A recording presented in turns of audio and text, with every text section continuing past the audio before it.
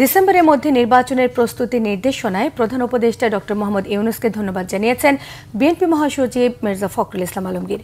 তার আহ্বান, ইসি যেন নির্বাচন অবাধ, সুষ্ঠু, নিরপেক্ষ করার ব্যবস্থা নেয়। তবে বিভিন্ন দলের নেতাদের অভিযোগ, নামের ফ্যাসিবাদ বিদায় নিলেও তাদের প্রেতাত্মারা বিদায় নেয়নি। আওয়ামী লীগকে জায়গা করে দিতে রিফাইন্ড আওয়ামী লীগ নিয়ে ষড়যন্ত্রের বিষয়ে সজাগ থাকার আহ্বান জানিয়েছেন তারা। রিপোর্ট করছেন জাহাঙ্গীর আকন্দ। জুলাইয়ে ছাত্র জনতার গণ অভ্যুত্থানে সাংবাদিকদের ভূমিকা নিয়ে জাতীয় প্রেস ক্লাবে আলোচনা সভা করে বাংলাদেশ ফেডারেল সাংবাদিক ইউনিয়ন BFUJ এবং ঢাকা সাংবাদিক ইউনিয়ন DUJ। এতে বিএনপির মহাসচিব মির্জা ফখরুল ইসলাম আলমগীর বলেন, গত 15 বছরে আওয়ামী লীগের দুঃশাসনে বিএনপির 60 লাখ নেতাকর্মীর বিরুদ্ধে মামলা দেওয়া হয়েছে, গুম করা হয়েছে 1700 নেতাকর্মীকে, হত্যার শিকার হয়েছে 20,000-এর মতো বিএনপির নেতাকর্মী। জুলাইয়ে 600 নেতাকর্মী শহীদ হয়েছেন। সংস্কার বিএনপির রক্তে উল্লেখ করে তিনি বলেন, ভিশন 2030 ও 31 দফা সংস্কার প্রস্তাব দেওয়া হয়েছে।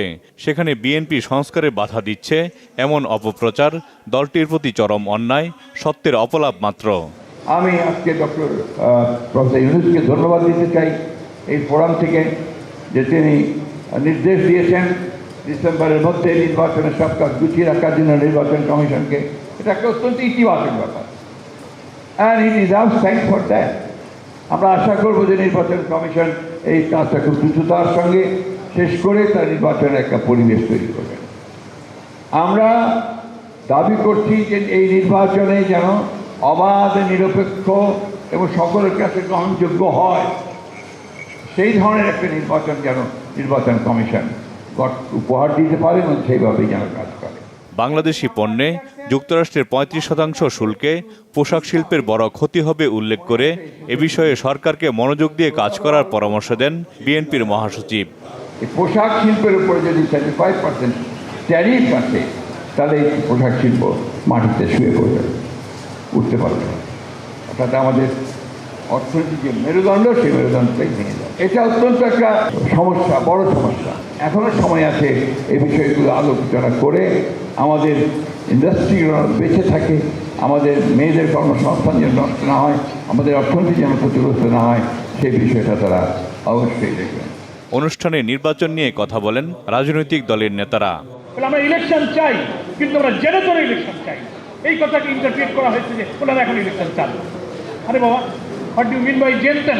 উনি জনগণ বলতে বুঝিয়েছেন আওয়ামী ফ্যাসিবাদী আমলে যেভাবে রাতে বাক্স ভর্তি করা হয়েছিল, ভোট কেন্দ্র দখল করা হয়েছিল, ব্যালট কাটা হয়েছিল, সন্ত্রাস করা হয়েছিল, এই যে ইলেকশনকে উনি বলেছেন জেনেতন ইলেকশন আমি চাই।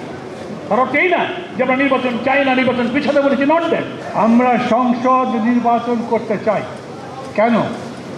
নির্বাচন যদি সংসদে না হয়, তাহলে দেশে একটা অন্ধকারের শক্তি আবার ক্ষমতায় আসবে।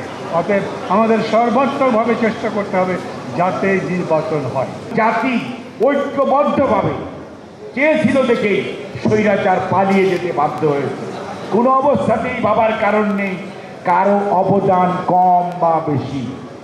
এটি একটি সামগ্রিক বিজয়। সেই বিজয়কে যদি অক্ষুণ্ণ রাখতে হয়, তাহলে আরও ধৈর্য, আরও ঐক্য, আরও সহনশীলতার পরিচয় দিতে হবে। এর আগে জুলাই ছাত্র জনতার গণ অভ্যুত্থানে সাংবাদিকদের ভূমিকা নিয়ে আলোকচিত্র প্রদর্শনীর উদ্বোধন করেন বিএনপির মহাসচিব মির্জা ফখরুল ইসলাম আলমগীর। জাহাঙ্গীর আকন্দ, বাংলা ভিশন, ঢাকা।